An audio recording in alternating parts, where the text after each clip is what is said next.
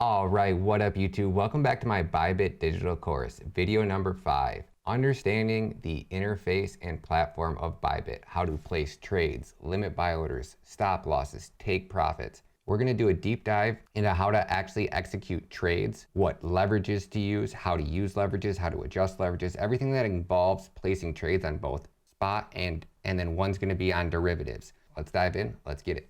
Guess what? I'm not a financial advisor. I may have a plethora of crypto knowledge, but this video is for educational and entertainment purposes only. You always need to do your own research. I do not advise that you buy, sell, hodl, trade, or invest in any cryptocurrency. And if you could do me a huge favor and hit that like button, turn on those post notifications, and smash that subscribe button, I would be greatly appreciative. And down in the description, you can always find chapter timelines in case you want to skip ahead, affiliate links, and links to my digital course. Now that we got the YouTube police off our back, let's dive in, let's get it. On Bybit, you have spot and derivatives. Spot is just you want to buy and sell crypto. You don't want to actually use leverage or anything like that. So let's just cover how do we place limit buy and sell orders on spot. So when we're over here on Bybit, you have several different ways you can actually trade crypto. You can trade it using spot, which is just buy and sell. You buy this crypto. When you place a buy order, that crypto is put into your assets, aka into your crypto wallet.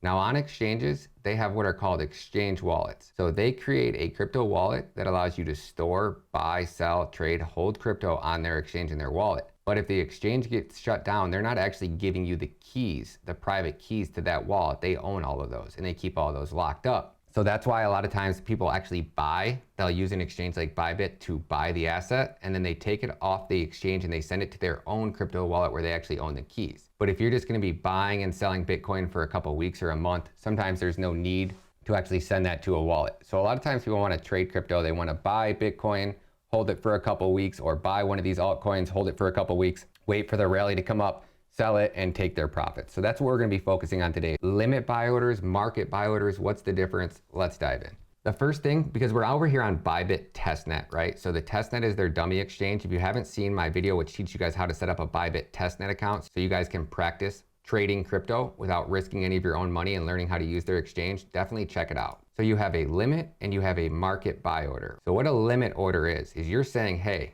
I know where price is gonna come, or I think I know where price is headed. I'm gonna set a buy order. So instead of buying in right now and marketing in, which would put me in and buy Ethereum at this exact price right here. So if I'm looking at this chart and I go, yeah, $3,450 is a perfect support for Ethereum. So I don't wanna buy in when it's at peak formation, but I do wanna buy Ethereum, and I'm pretty confident that at the very least it's gonna come to 3,450. Now it might come down lower, but instead of FOMOing in at peak formation, you can pretty much always catch a retrace to a certain extent. So say we wanted to place a limit order. Limiting in is us saying, hey, we know where price is gonna come to. We want price to come to this. So we're gonna place an order at 34,500, and we can set the quantity that we wanna buy. So our order price on a limit trade is the actual price where we think price is gonna come to.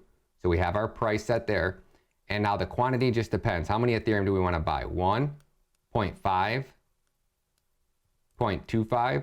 Let's just say we wanted to buy $850 worth. You can actually take this slider and kind of just slide it left or right until you get close. So we'll say $845.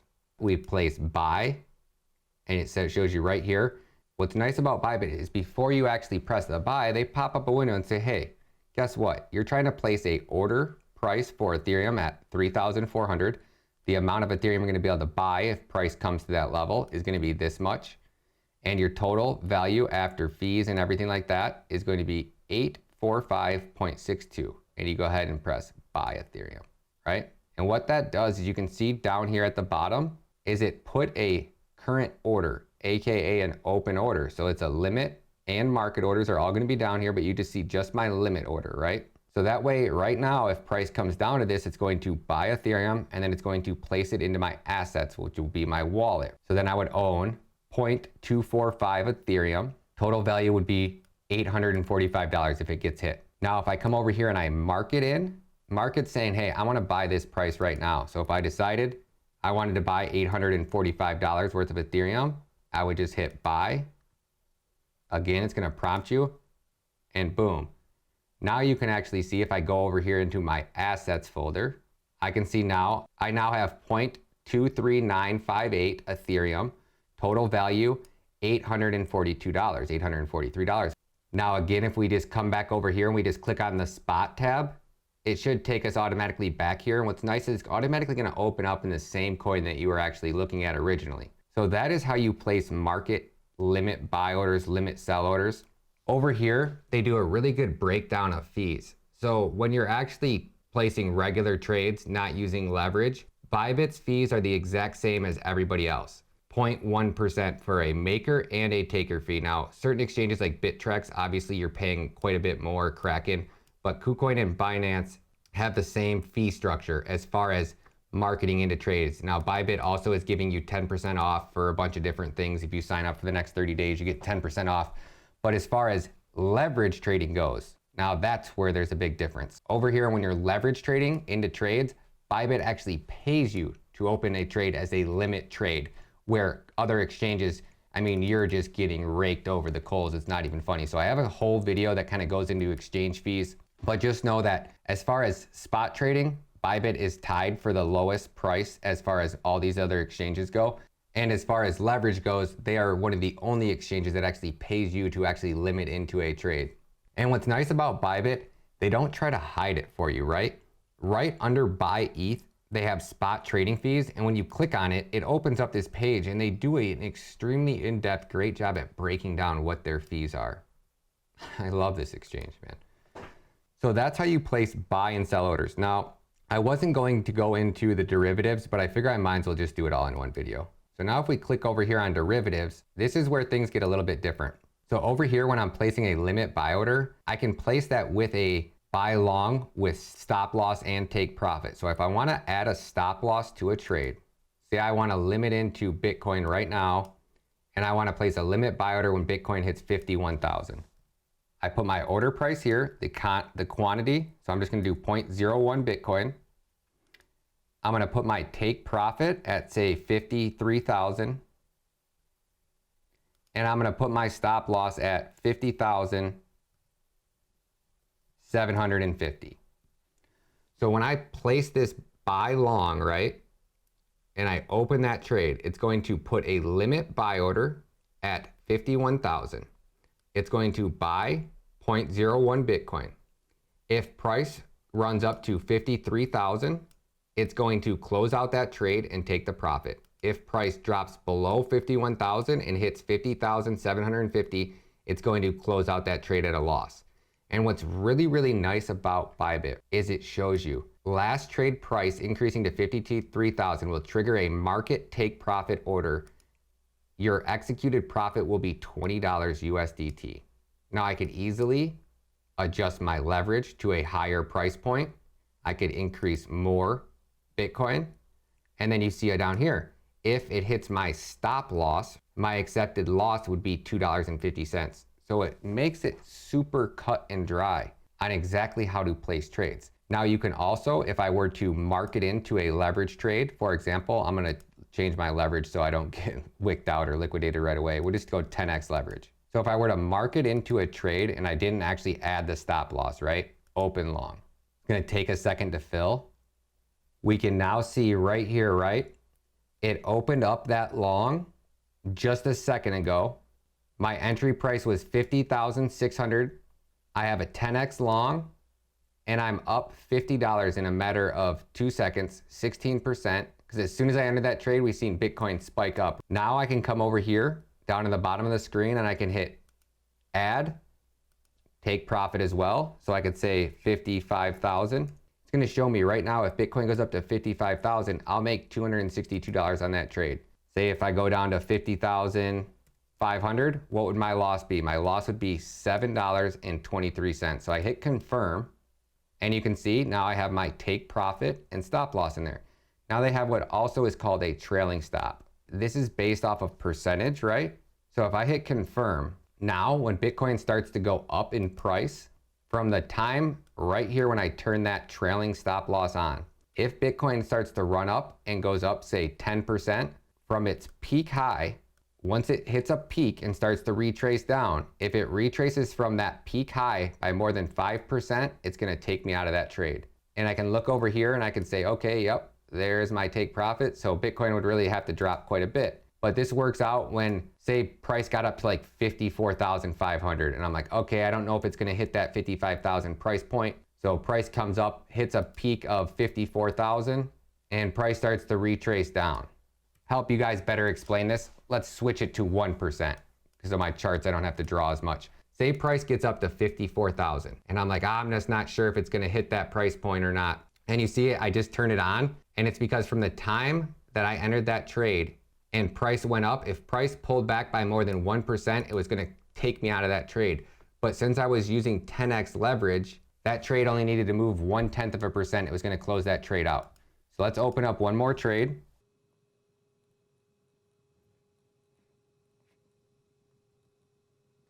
And I'm not going to put it on there this time. So when we look over here, if Bitcoin right now is at 51,000 and it starts to run up and say it gets to 54,000 and my take profit is actually at 55,000, if price starts to run up and it gets to 54,000 and I turn on a trailing stop take profit and I say, again, I would use 1%, but it'll automatically close out that trade. So just pretend like that's a 1%, right? If price gets up and it hits a point of 54,000 and I have a trailing stop on of 1%, the second that Bitcoin starts to pull back by 1%, it's going to close out that trade. So if I have 10x leverage on, it's going to amplify that. So really price only would have to move 0.1% and it would close out that trade, just like you guys just saw there. So all a trailing stop loss is, or I call them a trailing take profit. It's when price is going up and you don't want to sit there and monitor that trade. And if price starts to retrace anything more than a certain percentage, you're like, okay, yeah, if Bitcoin runs up by 20% and it starts to retrace, if it retraces anything more than 1%, you know, or 10%, whatever the case may be, I want to close out that trade. And you can see I had that 10% on there, but really because I had 10x leverage, that 10% was only 1%. So Bitcoin just pulled back 1% from its peak and it just closed out my trade. So the trailing stop losses are kind of hard to use. I like trailing stops more so when I'm not using leverage. So I haven't really figured out a great way to use trailing stop losses or trailing take profits in the game of leverage trading. I think they work great in spot because these coins will get crazy, insane high pumps. So just one thing to keep in mind. Now, the next thing I want to point out is different types of margin and different type of leverages you can use. So we have cross or isolated. Cross means I'm going to go ahead and use every available balance. So if I had $1,000 worth of Axie, I had $1,000 worth of Polkadot, I had $1,000 worth of Ethereum, and I only had $1,000 worth of USDT. If I open a long trade and I have cross checked, what's going to happen is it'll let me go into the hole for my entire balance of everything in my account. So it'll use that $5,000 of Polkadot, Cardano, Axie, and whatever else, combines it to 5,000. It'll let your open trade go down $5,000. And if it hits that last price, it'll sell all your crypto and liquidate you on everything, and you'll lose your entire account. Now, isolated, on the other hand, isolated means I'm only willing to lose whatever's in this box. So if I come over here and I start typing in numbers to open up a long and mark it into a long 10x on Bitcoin, in this box it says $521. That is how much you're willing to lose and bet. The next thing that's very confusing to people is you have inverse perpetuals and you have USDT. So in order to place a trade with USDT and take a long on Bitcoin, I need USDT in my balance to do so. Because what you are doing is you're basically gambling. You're saying, I'm going to bet if I go long on Bitcoin at $51,395 and I enter this long right now and I open that long, that's saying that I'm betting $512 that Bitcoin's going to go up in value. If it goes up, I win whatever percentage it went up times the leverage I used. So if it goes up 1% in actual price and I have 10x leverage, I'm going to win 10%. If it goes down, same thing, I'm going to lose 10 times that amount because I am betting with USDT. So when I close out that trade and I hit close trade, it's going to pay me my profits in USDT because I was just gambling with USDT. If I use inverse perpetuals, think of it like gambling with casino chips, right? But you're gambling with Bitcoins. So when you place a bet and if you were to mark it in, it allows you to type in the value in US dollars, however much you want. Before it used to show you in Bitcoin, so it was pretty confusing. But in order to do 0.01 Bitcoin, you kind of just got to come over here and finger it in. And I would just come over here and finger it in. $6,000 equals roughly 0.01 Bitcoin. If I open this long, it's going to tell me I can't because I don't actually have Bitcoin in my wallet. Do you guys understand how that works? So when you want to gamble on Bitcoin inverse perpetuals, you need to have Bitcoin to do so. And when you close out that trade, it's going to pay you your profits in Bitcoin. But the profits are all add up just like a normal coin would, right? Like this trade, if I get up $500, it's going to pay me out $500. If I'm doing inverse perpetuals and I get up $500 and I close out that trade, it's going to pay me the $500 in Bitcoin because I was gambling or I was betting with Bitcoin, if that makes sense. So when the market's super bullish and you're going long on Bitcoin, it's almost smart to use BTC because you're also holding on to that Bitcoin while Bitcoin's going up. So they pay you your profits in Bitcoin, your Bitcoin is paid in profits, but then you also get back the Bitcoin that you bet. The other way around, I'm betting with USDT. So yeah, the trade goes up, I win $500, but I'm also not making the difference in the price where Bitcoin went up as well. Now the opposite goes when you're shorting it. So think about it like this. When you have Bitcoin in your wallet and you want to gamble and bet on Bitcoin to go up and you want to leverage trade it up, you should use inverse perpetuals because you're also holding on to the asset. So when it goes up in value, they pay you your profit in Bitcoin. So now you actually have more Bitcoin, but then you still have the original Bitcoin you started with. When you're using USDT, if price goes up, they pay you your profits, you're getting paid in USDT, but you're not actually holding on to any Bitcoin. Now, when you're shorting, it's definitely smarter to short with the USDT pairs because you don't want to be holding on Bitcoin, betting on Bitcoin to go down and getting paid more profit in Bitcoin as Bitcoin is dropping in value. A lot of times you're better off shorting it, taking those profits, waiting for Bitcoin to actually figure out where bottom is, and then bam, you're good to go. You have a ton of extra money, you can actually buy more Bitcoin. And I'll do another video if you guys don't understand how that works. I'm trying to make these short and sweet and kind of compact it all into one. So do me a favor, guys, if there's any other topics on Bybit you guys want to learn, will you guys please do me a favor and drop comments below and be specific about what you don't understand and what you do understand. And I'll go above and beyond to make another video for you guys. Just trying to help you guys better understand it the best I can. We're going to talk about funding and how funding works. And then after that, we're going to wrap this video up. And then I'm going to do another video on more in-depth analysis on highs, lows, turnover rates, prices, liquidation calculators, and all those good things. So let's keep it short. Let's wrap it. So that's everything about actually placing trades. We've already covered fees in quite a few videos, but let's talk a little bit about that really quick. So when you open a trade, this is the amount I'm willing to lose. But since I have a $500 bet with 10x leverage, the value of that trade is this times 10x, right? So it's a $5,000 trade. So because I market it in, I'm paying a marketing fee. So anytime over here on Bybit, when you're going to close out a trade, if you decide like you want to close out this trade, you always want to close by limit. So I'm going to come over here, hit limit. If you choose post only, that's going to make sure that you only get closed out of that trade as an actual post trade, meaning they're going to close out that trade and you're going to get paid the fees because you're closing that out as a limit trade. Now, if I come over here and I do limit trade and limit close and I don't check post, it'll automatically start closing out that trade as it can, but it's not necessarily going to make sure that it closes it out as a limit trade because price needs to go up and down and needs to be in a certain price range. So as price kind of fluctuates up and down, it'll limit you out of that trade if it can. If it can't, it's going to do it as a market order and just take you out of that trade immediately. So I can come over here as well. If I want to get out and price is really dumping down and I want to market out of that trade, boom, it'll take me out. But I just paid a market out fee. If I were to limit out of that, I would actually get paid by Bybit a certain percentage to limit out because you're adding liquidity to their hourglass. And what that means is right here, when you place a limit buy or sell order, you become a number over here on the chart. This is their order books. The more people that are buying and selling, the more liquidity there is on exchange. So when I place a sell order, a limit sell order, I'm saying, hey, I'm willing to sell. And look at these quantities, 2,000, 1,800, 18,000, you know, these are big quantity sell orders. That just shows bigger players, whales, that, hey, there's a lot of money on this exchange. If I want to offload $100,000 worth of Bitcoin, I can see because of people's limit buy orders that I know that there's $100,000 worth of Bitcoin or 100,000 coins of Bitcoin that I can actually buy, sell, and trade. So Bybit actually pays you because you're adding liquidity to their exchange. the more liquidity on exchange, the more popular it is, the more people that want to trade on it, the bigger whales that it attracts. So Bybit's super good, especially when it comes to these type of coins, Bitcoin, Ethereum. Like, they have a ton of liquidity on their exchange, and they're just growing and growing at an astronomically